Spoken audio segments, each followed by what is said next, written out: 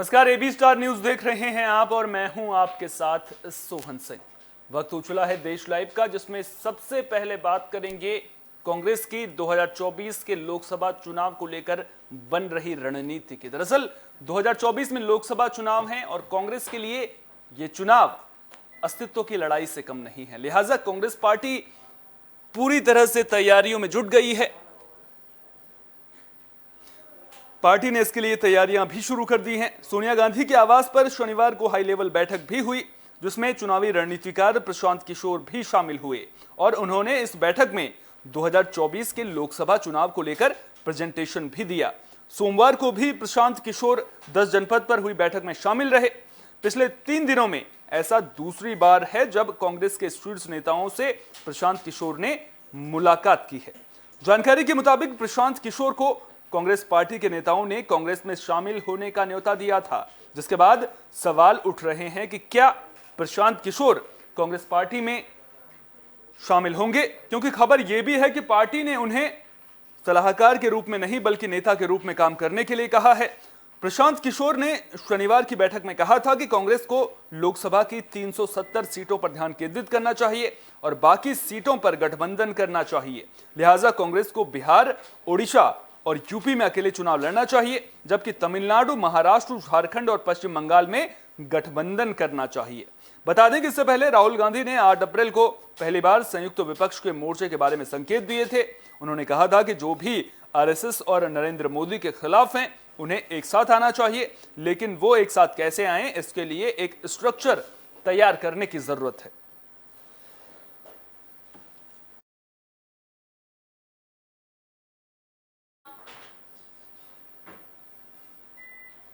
देश के कई राज्यों में रामनवमी और हनुमान जयंती के दिन हिंसा देखने को मिली थी। जमकर पथराव किया गया था, गाड़ियों में आग लगा दी गई थी और यहां तक कि धारदार हथियारों का इस्तेमाल भी किया गया था। खूब उन्माद देखने को मिला था, जिसके बाद जिन राज्यों में हिंसा की खबरें सामने आई, वहां की कानून व्यवस्था को लेकर खूब सवाल उठ रहे हैं। वहीं बात यूपी की करें तो सीएम योगी आदित्यनाथ कानून व्यवस्था को लेकर सख्त नजर आ रहे हैं। फील्ड अफसरों को साफ शब्दों में कह दिया गया है कि कानून व्यवस्था से खिलवाड़ बर्दाश्त नहीं किया जाएगा। साथ ही उन्माद और अफवाह फैलाने वाला हर व्यक्ति, चाहे वो किसी भी पक्ष का हो, उसके खिलाफ कार्रवाई की जाएगी।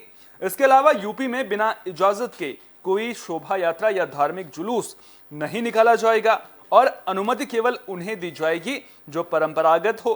किसी नई परंपरा की शुरुआत ना होने दी जाए। साफ तौर पर फील्ड अफसरों को ये आदेश दिए गए हैं। दरअसल सीएम योगी अपने दूसरे कार्यकाल में फील्ड के वरिष्ठ अधिकारियों के साथ पहली वीडियो कॉन्फ्रेंसिंग के जरिए बात कर रहे थे और इस दौरान सीएम योगी के तेवर सख्त नजर आए। इस दौरान सीएम योगी ने अलीगढ़, सहारनपुर और लखनऊ के गुडम्बा की घटना पर नाराजगी जाहिर की और वरिष्ठ अधिकारियों को सख्त कार्रवाई के निर्देश दिए। साथ ही लखनऊ में फायरिंग की घटना में किसी पुलिसकर्मी पर कार्रवाई न करने पर नाराजगी जाहिर करते हुए मुख्यमंत्री ने गुडम्बा के थाना प्रभारी को तत्काल निलंबित करने के निर्देश दिए। उन्होंने कहा कि हल्के के दरोगा और बीट के सिपाहियों पर भी कार्रवाई की जाए और इस कार्रवाई से मुख्यमंत्री कार्यालय को अवगत कराया जाए। वहीं अलीगढ़ और सहारनपुर में अफवाह फैलाने वालों पर कार्रवाई न करने पर भी मुख्यमंत्री नाराज नजर आए। मुख्यमंत्री ने कहा कि आने वाले दिनों में कई महत्वपूर्ण धार्मिक पर्व त्योहार हैं। रमजान का महीना चल रहा है, ईद का त्योहार और अक्षय तृतीया एक ही दिन होने की संभावना है। ऐसे में मौजूदा माहौल को देखते हुए पुलिस को अतिरिक्त संवेदनशीलता बरतनी होगी। थानाध्यक्ष से लेकर एडीजी तक अगले 24 घंटे के भीतर अपने अपने क्षेत्र के धर्मगुरुओं, समाज के अन्य प्रतिष्ठित जनों के साथ संवाद करें। मुख्यमंत्री ने 4 मई तक सभी पुलिस अधिकारियों और कर्मियों की छुट्टियां रद्द करने के निर्देश दिए हैं। उन्होंने कहा कि थानाध्यक्ष, सीओ और पुलिस कप्तान से लेकर डीएम, मंडलायुक्त और सभी प्रशासनिक और पुलिस अधिकारियों का अवकाश तत्काल प्रभाव से निरस्त होगा। जो वर्तमान में अवकाश पर हैं, वे अगले 24 घंटे के भीतर तैनाती स्थल पर वापस लौटें। मुख्यमंत्री कार्यालय द्वारा इसे सुनिश्चित कराया जाए।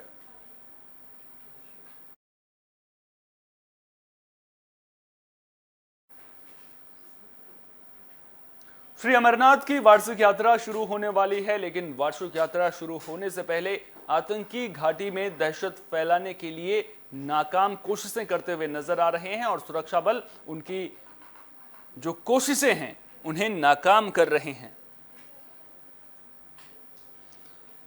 ऐसा ही एक मामला कुपवाड़ा से सामने आया है, जहां पुलिस और सुरक्षा बलों ने हाजम मोहल्ला टड कुरना इलाके में तलाशी अभियान के दौरान हथियारों की बड़ी खेप बरामद की है। आतंकी इन हथियारों के जरिए कश्मीर घाटी के विभिन्न इलाकों में हमला करने की योजना बना रहे थे, लेकिन पुलिस और सेना की कार्रवाई ने आतंकियों के मंसूबों पर पानी फेर दिया है। डीजीपी दिलबाग सिंह ने पुलिस और सुरक्षा बलों को बधाई देते हुए आगे भी सतर्कता बरतने की हिदायत दी है। दरअसल पुलिस को हाजम मोहल्ला में संदिग्ध गतिविधियां देखे जाने की जानकारी मिली थी। सेना के साथ पहुंची पुलिस टीम ने इलाके में सर्च ऑपरेशन शुरू कर दिया। इस बीच एक जगह पर तलाशी लेने पर सुरक्षा बलों को एक संदिग्ध बैग मिला, जिसे खोलते ही सुरक्षा बलों के होश फाख्ता हो गए। बैग में बरामद हथियारों में 10 पिस्तौल, 17 पिस्तौल मैगजीन, 54 पिस्टल, 5 ग्रेनेड समेत बड़ी मात्रा में हथियार और गोला बारूद बरामद किया गया। हथियारों को देखकर यह जाहिर हो रहा था कि आने वाले दिनों में आतंकियों ने हमले तेज करने की योजना बनाई है।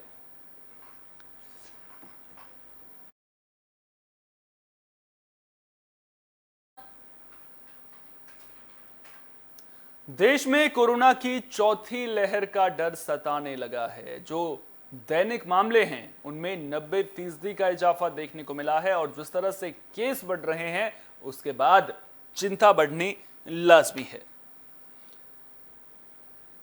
इन सब के बीच बढ़ते मामलों को देखते हुए यूपी सरकार ने राजधानी लखनऊ समेत दिल्ली से सटे गौतम बुद्ध नगर, गाजियाबाद, हापुड़, मेरठ, बुलंदशहर और बागपत, साथ ही हरियाणा सरकार ने गुरुग्राम, फरीदाबाद, सोनीपत और झज्जर में सार्वजनिक जगहों पर मास्क पहनना अनिवार्य कर दिया है।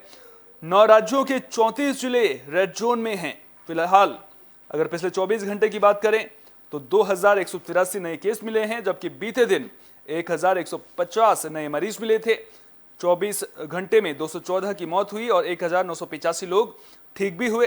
राहत की बात यह है कि संक्रमितों की तुलना में भर्ती होने वालों की दर कम है। साथ ही मृत्यु दर में भी बड़ा बदलाव नहीं दिख रहा है।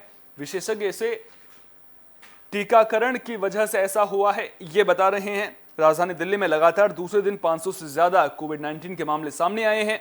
दिल्ली में सोमवार को पॉजिटिविटी रेट भी 7% के पार हो गया है। वहीं राजधानी में बीते 24 घंटे के दौरान 501 नए कोरोना केस आए। सोमवार को आए केसों के बाद दिल्ली में कोरोना संक्रमण दर 7.79% हो गई है, जो 28 जनवरी के बाद सबसे ज्यादा है। 28 जनवरी को संक्रमण दर 8.60% थी। दिल्ली में इस वक्त सक्रिय कोरोना मरीज 1729 हैं, जो 1 मार्च के बाद सबसे ज्यादा हैं। दिल्ली ही नहीं, इसके आसपास राष्ट्रीय राजधानी क्षेत्र यानी कि एनसीआर में भी कोरोना के केस बढ़े हैं। तो कोरोना एक बार फिर डरा रहा है, लिहाजा सावधानी बरतनी बेहद जरूरी है।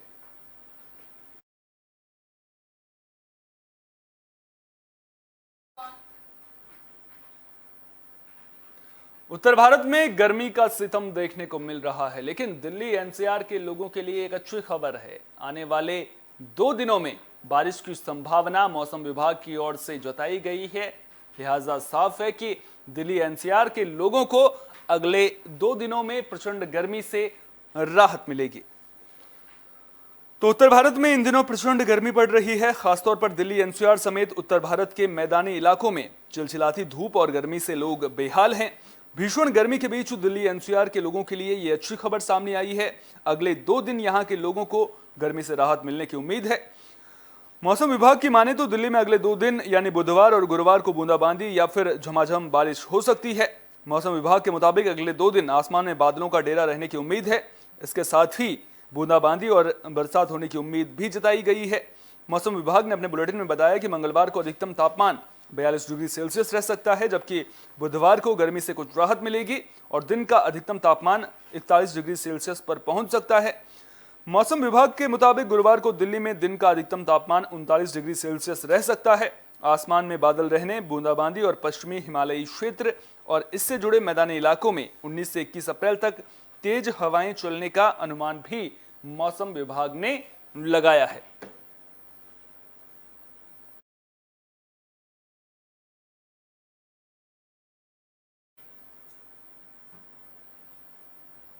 देश लाइव में फिलहाल के लिए इतना ही। देश दुनिया की तमाम अहम खबरों के लिए बने रहिए AB स्टार न्यूज के साथ, क्योंकि यहां पर खबरों का सिलसिला कभी नहीं थमता।